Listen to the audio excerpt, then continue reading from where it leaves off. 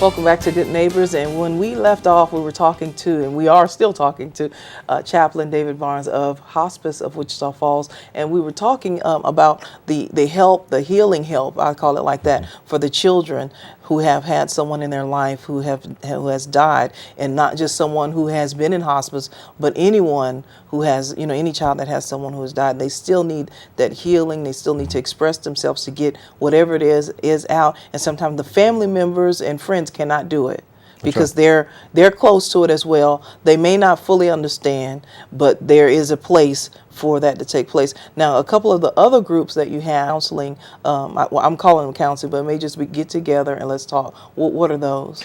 Well, and our counseling is a good word for it, because our licensed professional counselors on staff do conduct these programs. Our summer camp is Grinnigan, but then in the spring and the fall we have a program called Building Bridges that goes on for 12 or 13 weeks, where one night a week, literally everybody in the whole family can come and be a part of this. We have from the adults all the way down to the little kids. I volunteered in this program this spring, and I had 5-year-olds.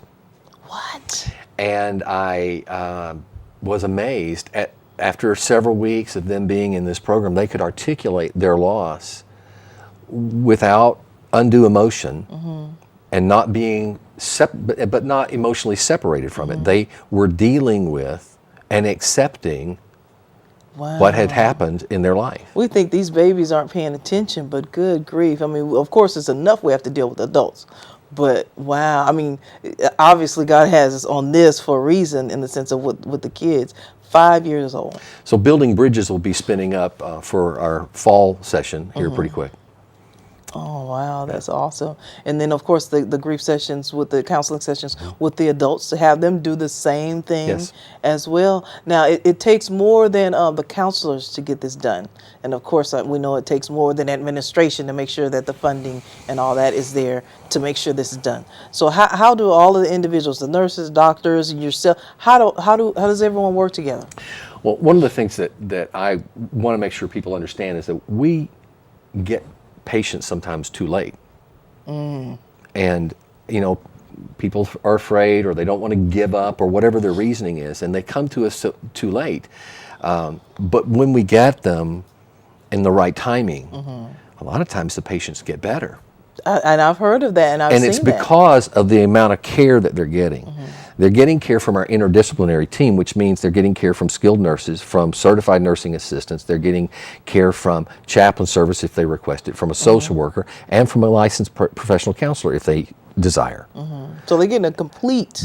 They're getting more care than they were getting when they were being medically, curatively treated. Yeah. And they're getting on a 24-hour basis. And that's not knocking medicine, because God created and allowed it. But you're more than just the body. You have other aspects of you that need to be taken care of, and that's wonderful to see everybody working together to make sure that whichever way it goes, we got to make sure we do our best for that individual as well as for the family. And Samantha, we can't cure their disease. And that's why we have them, is because the doctors can't cure their disease. But what we can do is improve their quality of life. And sometimes when we do that, it actually extends their life. And there are smiles, and there's a freedom for the family to not be so involved in the hands-on care every day, that they can actually be with that loved one instead of just taking care of them. Or the flip side of it is, they're not always there with the person. That's true. Because that could wear you down. That could, you're like, ooh, I can't do anything else. And then that person can get an attitude about the individual, their illness, and you shake your head like, yes, I've seen it. Where it's like, if you would use wisdom with what God has allowed and given, in the sense of a facility or an organization to help. And we can say that with any organization that is help. But sometimes our stubbornness, our pride, that's what I'll call it, our pride will get in the way of, I don't want, and I know what's best for this person. I know how to do it.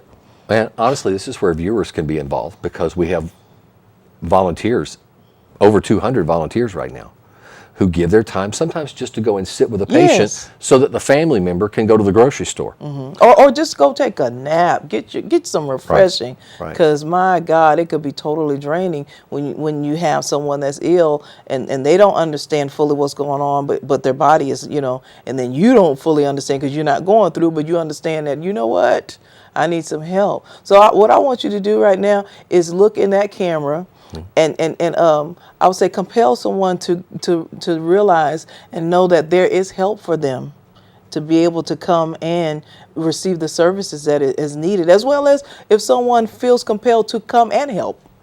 Okay. To help someone or help hospice per se. But look in that camera right there. All right. Hospice is a place and a concept that helps people improve their quality of life when everybody else has kind of given up on them.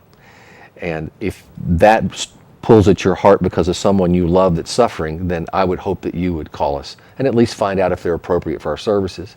If that pulls at your heart because you want to be a part of that, you can volunteer. You can change lives. Maybe you are not comfortable with being with patients. We have volunteers that help clerk and do things in our center just to keep the wheels rolling. And so I would hope that you would understand there's places for you at hospice, whether you are on our services or whether you're a family that's being ministered to by our services or whether you just want to give of yourself. And that's good to know and hear personally from someone, because we get the pamphlets and we see the commercials and we know, oh, they're there, yeah. But to have someone directly speak, that's why I said look in the camera and speak directly to the individual. Now, as I know we're going to go to a break soon, but with hospice, now we're going to turn a little bit. Okay. I knew you would. You knew I was going to, you kind of know, You and I have been around a while. Yeah, I kind of, turn. As you said at the beginning, you were a pastor, you obey God, and it's time to shift. Mm-hmm. And so you shifted. And some people may not be able to do that or may not be able to obey or whatever. But in this shift, in this obedience, what have you seen transpire even within your life concerning hospice and having to service the individuals as well as work with the coworkers? When I came on board hospice, I needed hospice That's as good. much as they needed me. That's good.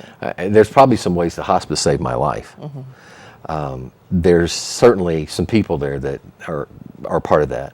And we have a tremendous staff. I've never heard anybody say I like my job around there. Mm-hmm. They all say I love my job.